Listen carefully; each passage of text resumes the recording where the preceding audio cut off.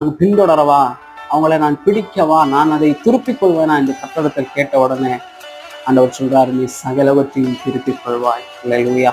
என்னை கேட்கிறதான் அன்பான தேவ பிள்ளை. ஒருவேளை எல்லாவற்றையும் இழந்து தனிமையான ஒரு அனுபவத்துல நீ இருக்கிறாயா?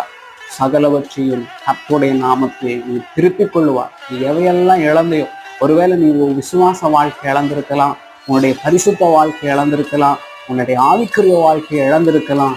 இழந்ததுகளெல்லாம் எங்க கிடைக்கும்னா கர்த்தருடைய சமூகத்துல நீ ஓடி வரும்போது அங்க கிடைக்கும். அண்ணால எல்லாரும் நெருக்குனாங்க, ஆனா அண்ணால் தேடுனது ஒண்ணுதான், என்ன தெரியுமா? கர்த்தருடைய சமூகம்.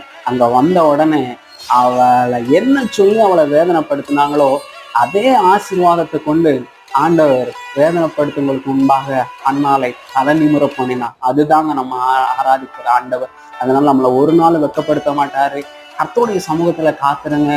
நெருக்கப்படுகிற நேரத்துல அவரே நமக்கு பஞ்சம். அதான் தாவீது சொல்ல, நான் நெருக்கப்படுகிற நேரத்தில் கர்த்தரை நோக்கி கூப்பிட்டேன், அவர் என்னிடமாய் சாய்ந்து என் கூக்குரலை கேட்டார். நிச்சயமா உங்களுடைய கூக்குரலை கேட்கிற ஒரு ஆண்டவர் இருக்கிறாரு. உங்களுக்கு பதிலை கொடுப்பார்.